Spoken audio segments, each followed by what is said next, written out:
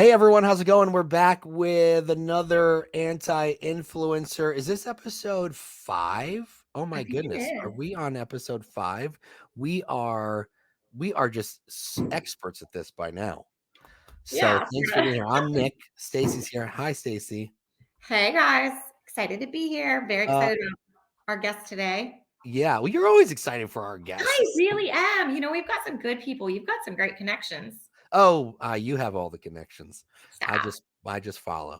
So today we have a very successful real estate agent who has very little people following him on social media. No, I'm just kidding. He's got a big business, but he fits right into this category of he doesn't look for the spotlight. The spotlight just finds him, and he's very authentic. And he's from Nashville, Tennessee, and his name is Josh Anderson. And here he is. Hey, Josh. What's up, guys? How And are he's you? with Keller Williams Realty. Josh, tell us a little bit about you because I don't want to screw it up like more than I already have. Yeah.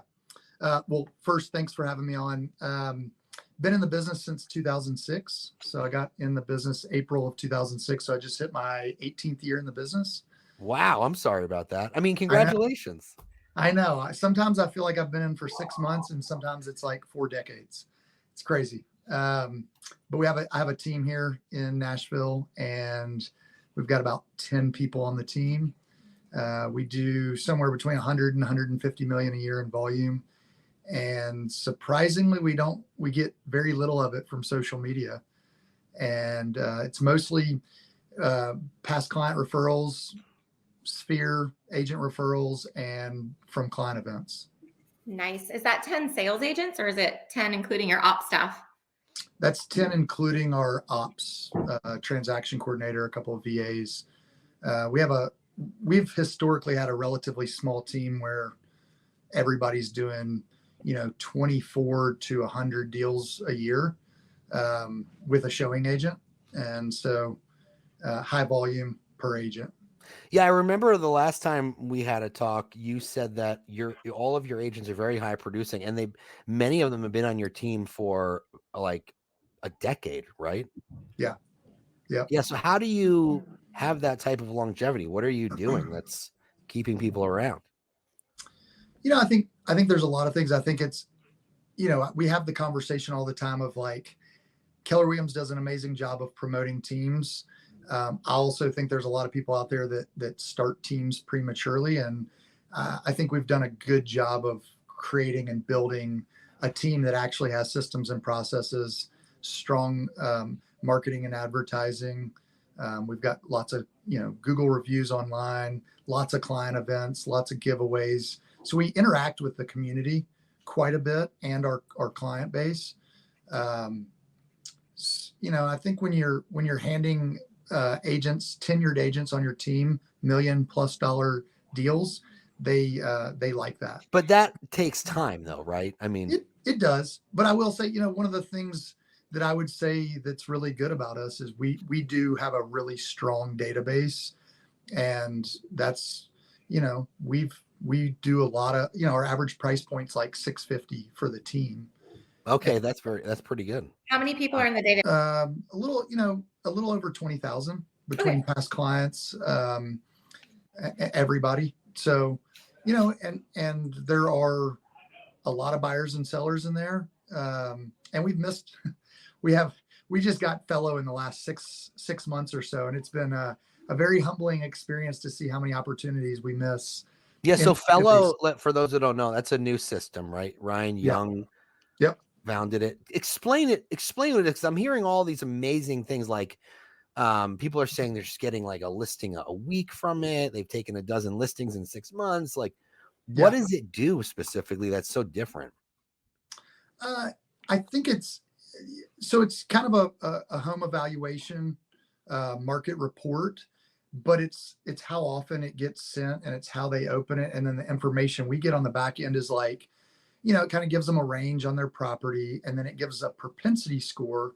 So the propensity score might be, an 87. That's your propensity. You want high propensity to listing. So somebody that's got over, they say if it's over a 60, you should be calling those people very regularly. They've done something Right. There's an for the system to algorithm. think that they're going to be listing, or they're more inclined to list their property.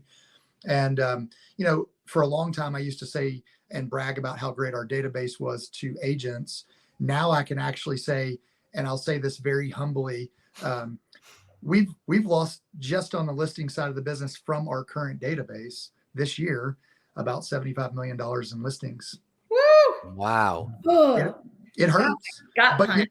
you know what? I now get to, with facts and proof, I get to say how good our database actually is, and we're still getting a ton of business in addition to that 75 million. And a lot of that 75 million is not going to actually sell. So there's still opportunities to go in there and convert some of that business. So, and when you think about 75 million on the listing side of the business, that means there's another 75 million in buyers. Oh yeah. Ooh, or So referral fees to other areas. yeah. Oh, we've done, you know what? We've done really well with referral fees over the last 6 months or so with Fellow, and just being more purposeful about getting them. So yeah, I mean, Okay, so you mentioned right off the bat that you haven't gone all in on social media as part of like a business model, or part of like a lead aggregator, or whatever the case may be. And we don't want people to think we hate social media, because clearly, if you know me and Stacy, we love it. We do. yeah. We just so what are you doing otherwise? Well, let me rephrase that. How do you think not being so active on social media is impacting your business, whether it be negatively or positively? Yeah. Look, I think social media is in addition to, not in lieu of. And I think that's where a lot of agents get it wrong, is they think it's in lieu of, not in addition to. To And lead generation, yeah, or to just lead like, generation, to marketing, to branding, to all okay. the things. And so we're out there. I think we definitely could do a better job and get more business out of it. But I'm also kind of like, I think people are going so far into social and technology. And I think they're forgetting the human element to some of these things. And I think where we do really well is, historically 70 to 75% of our business has come from our database. And it's things like, Jay Papazan or Gary or whoever it is, Mark Willis, talks about, you should be calling your database 4 times a year. And like, we're actually doing that. Yeah. And it's super time consuming. It's not particularly sexy, but we know that most other people aren't sending, like, I built my business on handwritten notes, Yeah. and breaking bread with people and having lunch and coffees and all these things. And I enjoy events in the community. We love volunteering.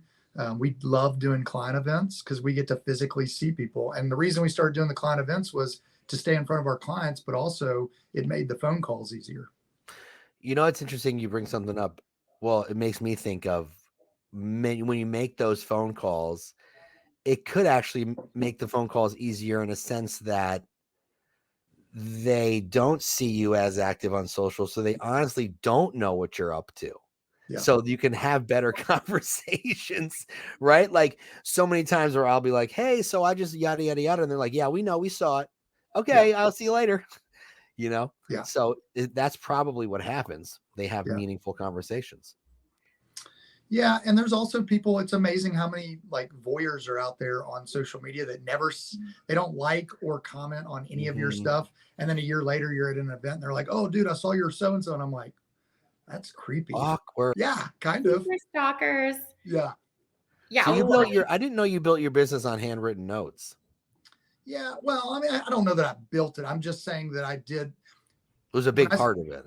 yeah, I mean, I was sending 15, 20, 30 handwritten notes every week. And that wasn't a massive amount, but I didn't have a big database when I Yeah. moved. So I'm originally from Nashville. I moved away for 15 years and then came back.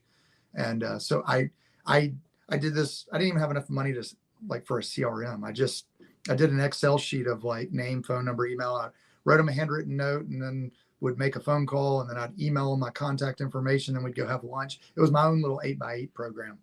Nick, it's all about that authentic relationship, right? We keep Yeah. hearing it. And even, we have another one we'll roll out with someone who actually is an influencer, but you and she said the same exact thing, that it's in addition to, she didn't want to be an influencer. It's a whole other thing. Y'all should follow that one too, and watch it. But she didn't want to use social media to build the business. She said it in addition to, which Yeah. I just think was super cool that it's two completely different businesses. Well, I'm always fascinated about handwritten notes because that was a big part of my business too, and I got my agents to do it. And we would use social media as a way to think of what to put in the cards, because sometimes you can just draw a blank. Sure. Like, so, because Facebook and Instagram, I mean, it's an open book. You can see what everyone's doing. And so when someone gets a card congratulating, little Timmy scored his first touchdown, right? And you get a card, you're not expecting that card to congratulate you and little Timmy on the first touchdown.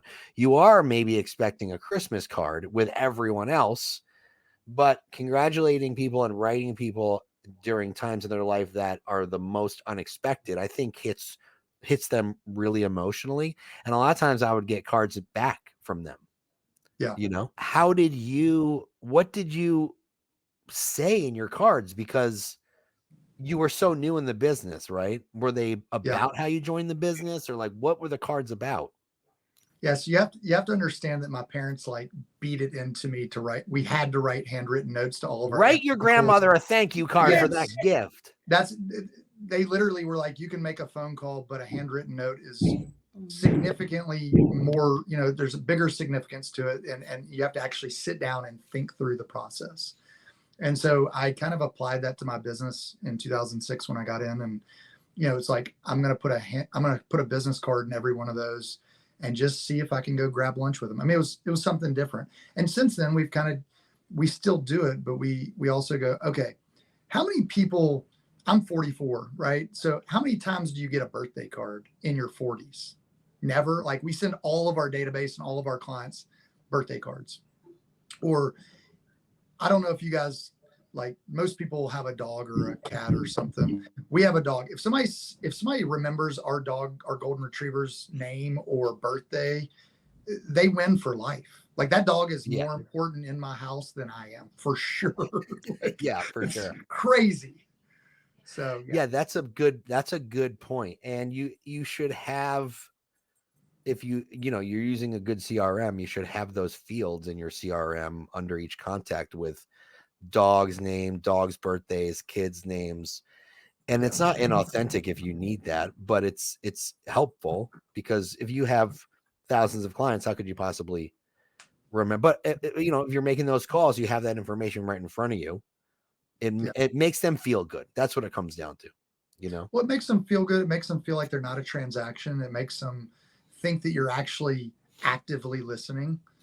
I mean, there's just so many pieces to it. It's like they're already telling you. All you have to do is write some stuff down. Yeah. That so-and-so had knee surgery or this or that, and what their kids' names are. I mean, it's not even really a surprise and delight. It's just, I have this conversation a lot since COVID of like, people really don't care. There's no customer service left in the world anywhere. And it takes very little to stand out at this point.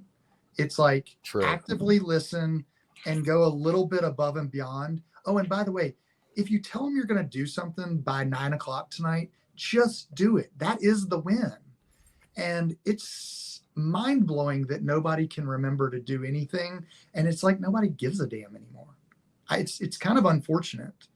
It's not kind of, it's very unfortunate, because I don't know. I think it's easy to stand out as a great realtor by doing some extremely basic things. Well, you make the clients the center of your story, right? Where other agents are thinking, oh, I need 1,000 more followers this week. That's their goal. It's just not, the same. Well, I think it's the conversation I have with all agents, and all the agents, everybody goes, I have a couple agents that have on their 411, I want to gain 2,500 followers this quarter. I go, My God. Cool. Awesome. So tell me what that's going to do for you. What's it going to do for your clients? Are you going to convert more business out of it? Like, they can't actually tell me what 2,500 extra followers is going to do. And I'm kind of like, what if you just got 10% more engagement?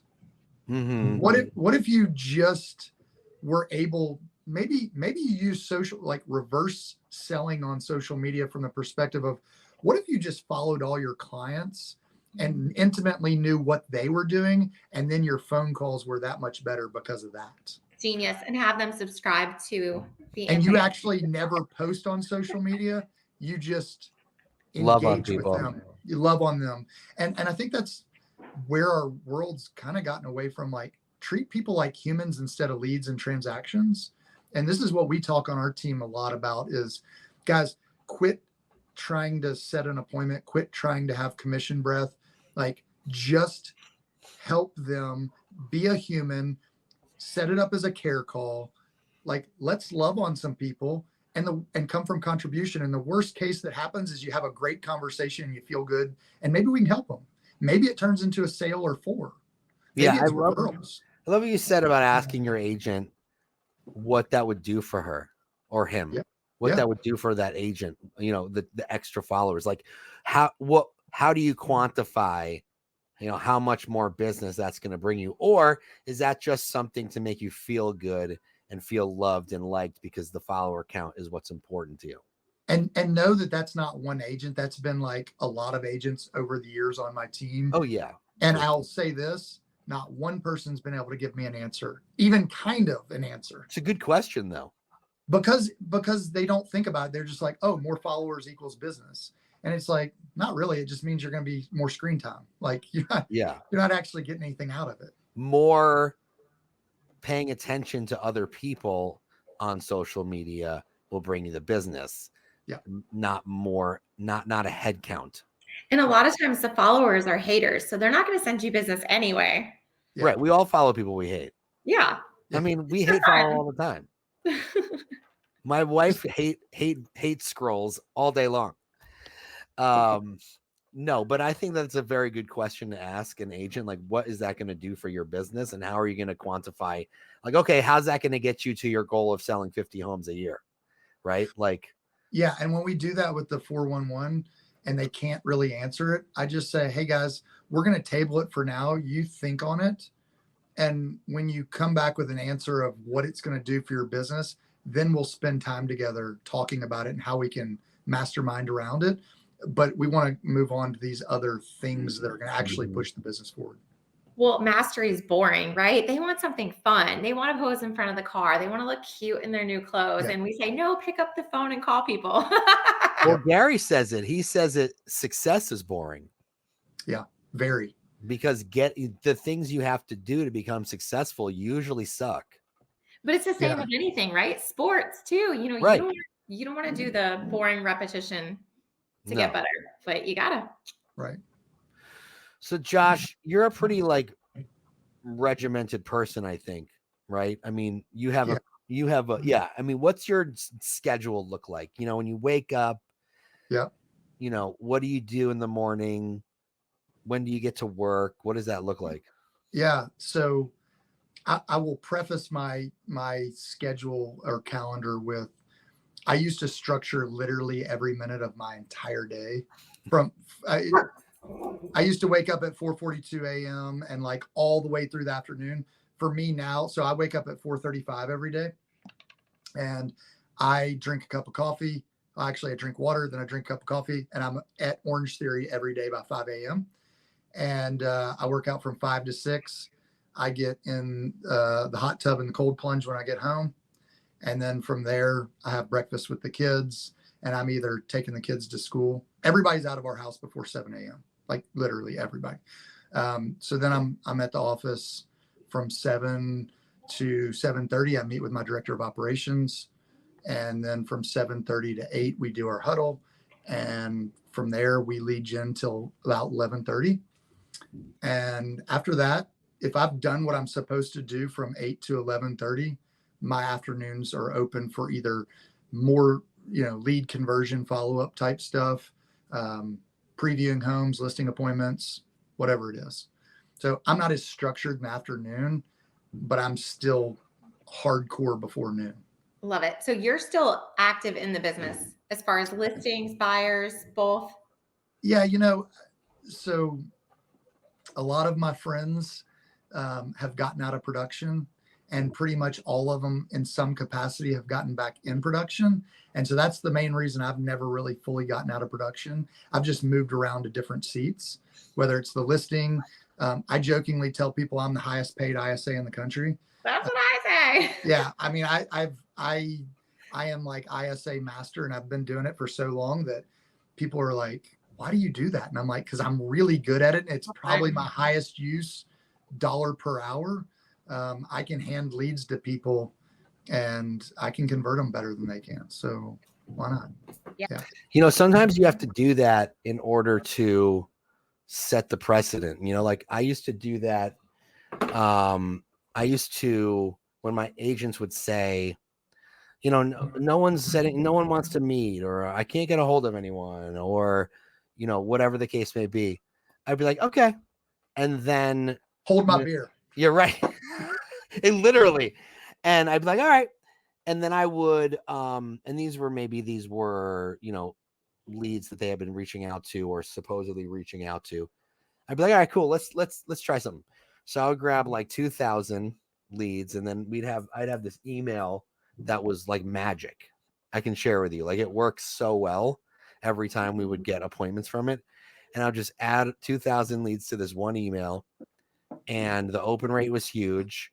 And we'd always get like 20 or 30 replies, and we'd always set like 10 or 12 appointments from it. And we're going to need that it email. just shows them that weren't really trying. You know what I mean? And so, yeah, we're all, whenever you're a team lead, you're always a glorified ISA, because you're always trying to, you know, you're always trying to prove to them that, look, there's no such thing as a bad lead. There's just a not right now lead. So Josh, to be an agent on your team, there's got to be certain expectations, right? Like, what are those expectations? Like, what are they held accountable to?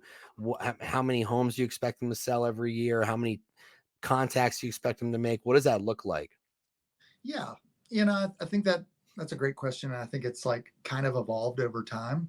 You know, it used to be like, well, you have to do 24 transactions to be minimum to be on our team, and we changed it to 18. And you know, I think. Well, hold on a second. Why'd you change it to 18? Because of the market, or like what? What was it? 2 a month seems, as a business owner, 2 a month seems extremely easy to me.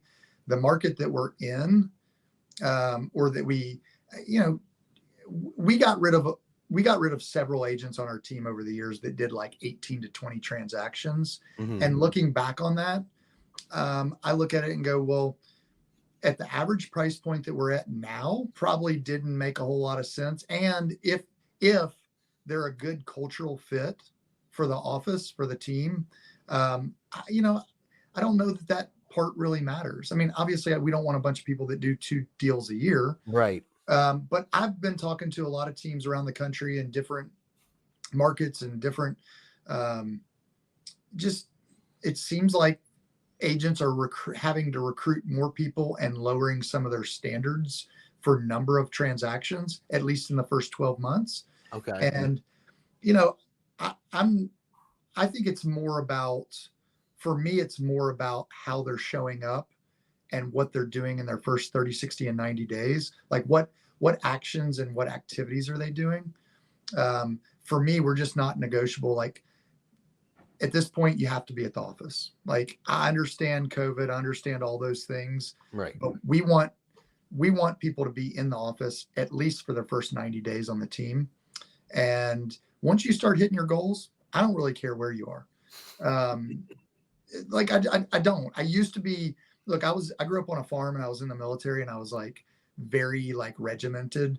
I'm going to pick my battles these days. So if you're hitting your goals, you don't need to be in the office. But most people aren't hitting their goals. I mean, we're in a market where, I don't know about you guys, but we're having to make double or triple the number of calls, contacts, appointments set to appointment held, and all the way down that funnel to get to closing. And you know, people just aren't answering their phone anymore like they used to. No. And text messages are easy, but you don't get responses, or you don't get timely responses. And so we really, you know, you have to figure some things out. And for me, it's more about the activities of like previewing a certain amount of homes in your first 90 days, showing up at the office and being there for huddle and making your phone calls and doing doing the basics at a really high level. I think people struggle with time blocking and time management and getting all the things. I mean, think about how many things you do as an agent. There's only probably maybe 5 to 7 things that are dollar productive activities versus all the busy work that we do in our business. Mm-hmm. I mean, you could get to 5 o'clock every day and go preview a bunch of houses without even having a client with you and be exhausted and feel really busy and never really be productive. I mean, it's kind of crazy. Yeah. Well, it's interesting. I mean, a lot of agents, I'm talking to a lot of agents that I coach now that are saying, their business is down from, at least 40 or 50% from last year. They are having to talk to many more people, make so many more calls, do things that they didn't used to do. Sometimes they're like, hey, I never cold called, but now I'm doing it. You know what I mean? So, and it is hard. It's so hard to find. It is really hard to find hardworking agents, though. It always has been. Always has been. It Because feels way everyone has an harder. employee mindset, you know? It feels harder in today's market than I've seen in 18 years. Oh, wow. Okay. And how often are you interviewing or looking for talent? Well, my director of operations and I meet every Wednesday. And so we met this morning. We're at 3,998 resumes in the last Wow. 12 months. What? Okay. And where are these resumes coming from? And understand that those are for all positions on our team. So they're Okay. not just agents, but it is a certain amount of agents. It's a certain amount of transaction coordinator, client care manager, just ISA, different things. We post on WiseHire, Indeed, LinkedIn. They're coming to our website, our joshandersonrealestate.com website, our Live Nashville TN. We've got landing pages through our Brivity. That's our Brivity CRM. Are any of the agents that are applying, are they already agents or are they all brand new? It's across the board. So I would say they're almost all newer, like definitely 5 years or less in the business. Okay. Most of them. Some of them are still pursuing their real estate license. Yeah. We were going over our recruiting funnel today, and it's like we do a certain amount of we do trainings at least every month. So I'm always teaching a wealth building class. That's a big thing for me. It's for our clients. It's for our agents. So We you invite your clients to those? Yeah, they're separate, but Okay. we invite. Yeah, I mean, we want our clients to buy investment properties. Look, we've done 3,300 transactions over the last 18 years, and we don't really need any more clients. Yeah, I love that you're doing wealth building classes because a lot of times you see buyer and seller classes, but you don't see a lot of classes around investment. What if we just got 25% of our buyer clients every year to buy one investment property? Yeah, that's genius. I mean, sheesh, that would be an extra 50 or 75 transactions a year once they're settled into their house or whatever it is. So yeah, I don't think we need to go spend money on leads. I think we just love on our database and educate them on how to buy investment properties, invite them to client events, community events, allow them to volunteer with us. And I know that's not what you asked us, but the resumes are kind of all over the place and they're coming in from about 3 to 5 different sources. Cool. So you can cherry pick your clients and your agents on your team. Yeah. Right. Ta-da! Yeah. Sounds like a great system to me. Yeah. But Josh, what kind of car are you driving? Because we really need to see, if it's at least an $80,000 car. Because if it's not, are you really selling a lot of homes, Josh? Just kidding. That's a joke, by the way. I'm going to tell you what I'm going to tell you what I drive anyway because it's such an anti-realtor. It's anti-influencer car. Yeah. It's an F-150 King Ranch with a 6-inch lift, murdered out. I have a Silverado too. Very anti-influence. It holds a lot of signs, though. It does. And you know how many go in my car? It's this. And we have a Traverse too. So we have the kid car. And you get all the Listen, what do you drive, Stacy? Stacy's got a fancy car. It's a Range Rover and it's a tax write-off. And I'm a car girl. I'm sorry. I love cars too. I love trucks. I had to get rid of my Range Rover Sport because too many agents in Nashville have Range Rover Sports. That's what I have. It's white, black rims, light tan interior. It's the most beautiful thing I've ever seen. Yeah. Red brake calipers. Okay, I'm done. Well, this has been fun. I think we got a lot of good nuggets, you guys. Lots of I good mean, nuggets. you Josh, appreciate you joining us. If you guys like, I gotta remember to do this in the beginning of the episode. I always forget. If you guys are listening or watching, if you're watching on YouTube, hit subscribe. If you're listening on Spotify or iTunes, hit subscribe. Leave us a review. Give us 5 stars, because share it with a friend, a loved one. We need this to grow and become an anti-influencer movement. The movement is The real. movement. So do that and tune in for our next episode every week. Fridays ish, depending on when I get around to uploading it. But Josh, thanks for being here, man. Appreciate you. Yeah, man. Thanks for the opportunity. I hope you guys have a great week. You too, buddy. See you soon. See you guys.